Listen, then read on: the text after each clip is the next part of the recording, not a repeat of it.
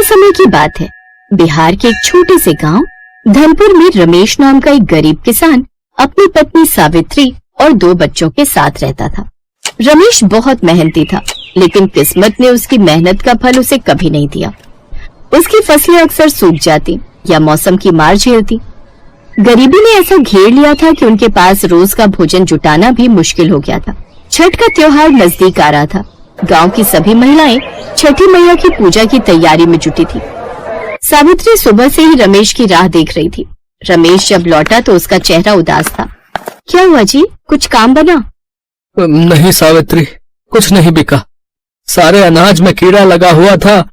दुकानदार ने खरीदने से मना कर दिया। समझ नहीं आ रहा, कल छठ पूजा का व्रत है, तू खरीदारी कैसे करेगी? मैं तो तेरे लिए कुछ भी पैसे नहीं कमा पाया।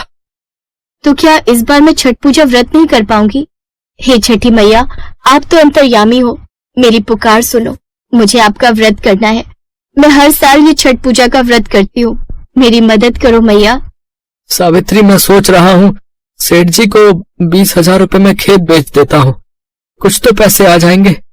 मैं थोड़ी देर में बात करके आता हूँ। सावित्री की प्रार्थना छठी मैया तक पहुँची। छठी मैया अपने भक्त के दुख को मिटाने के लिए एक छोटी सी बालिका का रूप ले लेती है और एक पेड़ के नीचे बैठ जाती है। गांव का सेठ रमेश को खेत के अच्छे पैसे नहीं दे रहा था, इसलिए रमेश के पास खाली हाथ लौटने के सिवा कुछ नहीं था। छठी मैया उसे आवाज लगाती है, बापू बापू। तुमने मुझे बापू बुलाया? पर मैं तो तुम्हें नहीं जानता, तुम मुझे बापू कहकर क्यों पुकार रही हो? क्योंकि आप बिल्कुल मेरे बापू की तरह हो। अच्छा, तो तुमने धोखे से मुझे बापू कह दिया। वैसे तुम्हारे बापू हैं कहाँ? मैं अनाथ हूँ, मेरे माँ बापू नहीं है।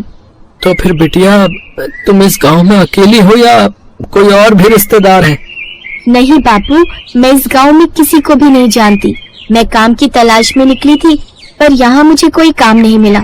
सब कहते हैं मैं अभी छोटी हूँ, इसलिए कोई मुझे काम नहीं दे रहा। सब भगा देते हैं, कोई भी मुझे खाने को कुछ नहीं दे रहा।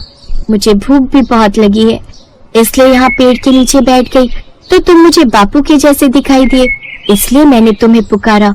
बापू, मैं तुम्हारे साथ घर चल सकती हूँ? यहाँ अकेले मुझे बहुत डर लग रहा है। क्या करूँ, इसे यहाँ अकेला छोड़कर भी नहीं जा सकता। मुझे इसे साथ ले जाना ही ठीक रहेगा। बेटी चलो, तुम मेरे साथ मेरे घर पर रहना। तुमने अपना नाम नहीं बताया, तुम्हारा नाम क्या है? मेरा नाम सृष्टि है। बहुत सुंदर नाम है। ये लो, बातों बातों में घर भी आ गया। रमेश छठी मैया को घर के भीतर ले जाता है और सावित्री से मिलवाता है। बिटिया, ज्यादा कुछ तो हमने खाने का बनाया नहीं, बस ये नमक की रोटी है। माँ, कोई बात नहीं, आपके हाथ की नमक की रोटी भी बहुत स्वादिष्ट है। तुमने मुझे माँ कहा है और इन्हें पिता, इसलिए तुम हमारी बेटी हो। तुम्हें यहाँ काम करने की कोई जरूरत नहीं। तुम हमारे साथ हमारी बेटी बनकर रहो, बिल्कुल चिंता मत करो।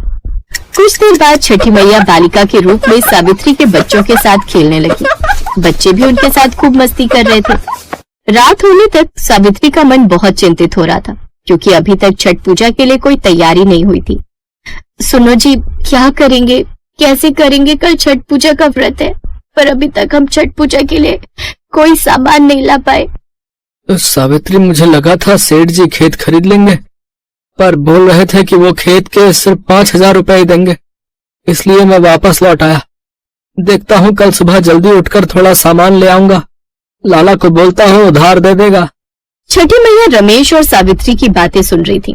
रात को जब सब सो गए तो छठी मैया अपने साक्षात रूप में आई और अपने चमत्कार से सावित्री के आंगन को छठ पूजा के सामान से भर दिया।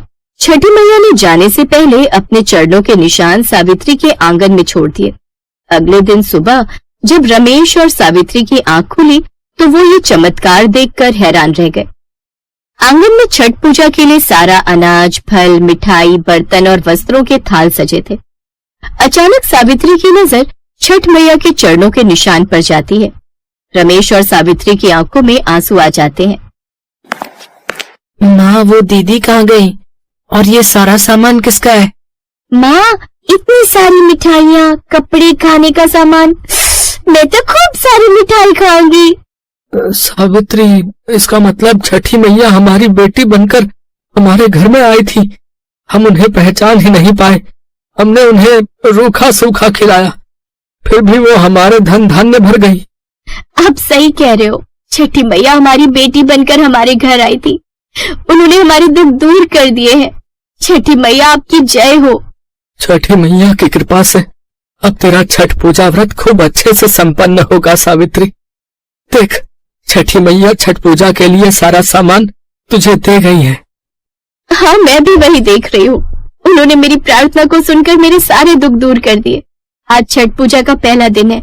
आज मैं सच्चे मन से छठी मैया का व्रत और पूजन करूंगी।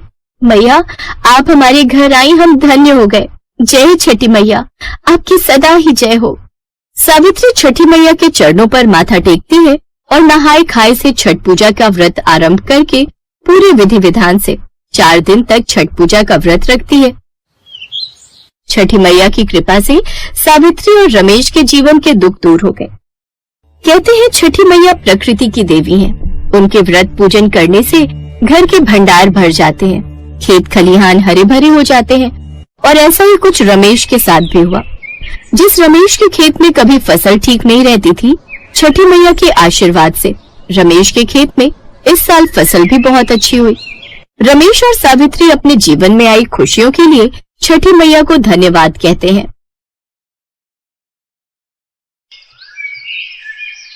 नूरपुर गांव में रजनी नाम की एक औरत अपने पति श्याम और बेटे बबलू के साथ रहती थी। सरला मिट्टी के खिलौने और बांस के सूप बनाकर गांव-गांव जाकर बेचा करती थी और उसका पति श्याम पड़ोस के ही गांव में एक सेठ के घर माली का काम करता था। बच्चे को स्कूल भेजकर और पति के काम पर जाने के बाद रजनी भी काम पर चली जाती थी।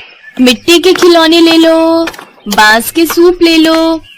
अरे रजनी, तुम्हें कितनी बार कहा है रोज रोज यहाँ मत आया करो। तुम्हें देख मेरा बच्चा रोज ही खिलौने लेने की जिद करता है। बहन जी, अगर ऐसे ही सब मना करते रहे तो फिर मेरी कमाई कैसे होगी।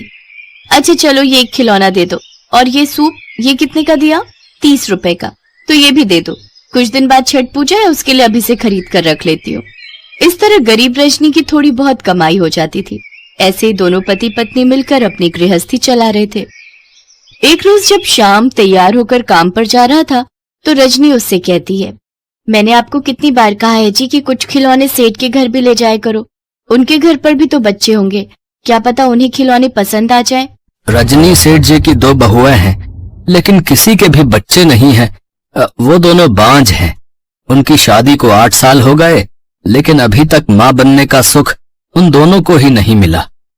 बेचारे इतना पैसा होने के बावजूद भी वो लोग सुखी नहीं हैं। सेठ जी तो अक्सर इस चिंता में रहते हैं कि उनका वंश खत्म हो जाएगा। ये आप क्या कह रहे हैं जी? तो फिर आप उनके लिए ये बांस का सूप ले जाइए। अगले हफ्ते छठ पूजा है, जब वो व्रत रखेंगी तो उनके काम आएगा। नहीं रजनी, वो ये सब नहीं जानते और न ही वो व्रत रखते हैं। इतना कहकर श्याम चला जाता है, लेकिन श्याम की बात सुनने के बाद रजनी का मन बिल्कुल नहीं मानता और वो भी उसके पीछे पीछे सेठ के घर चली जाती है। अरे रजनी, तुम यहाँ क्यों आई हो? जाओ यहाँ से। नहीं, मुझे सेठानी जी से मिलना है, आप मुझे उनसे मिलवा दीजिए। रजनी के बहुत जिद करने पर श्याम उसे सेठानी से मिलवा देता है। सेठानी जी, इन्होंने आपकी बहुओं के बारे में मुझे बताया था। इसके लिए आप उन दोनों को छठी मैया का व्रत और पूजा करने के लिए कहिए। मेरा विश्वास है अगले साल आपके घर बच्चों की किलकारियां जरूर गूंजेगी। कैसा व्रत? हमें तो इसके बारे में कोई जानकारी नहीं। सेठानी जी, ये व्रत मुख्य रूप से संतान प्राप्ति, उनकी अच्छी सेहत, पारिवारिक सुख समृद्धि और मनोवांछित फल की प्राप्ति के लिए किया जाता है। इस व्रत के दौरान सूर्य भगवान और छठी मैया की पूजा अर्चना की जाती है। नहाए खाए से शुरू होने वाला ये व्रत चौथे दिन उगते हुए सूर्य को अर्घ्य देने के साथ समाप्त होता है।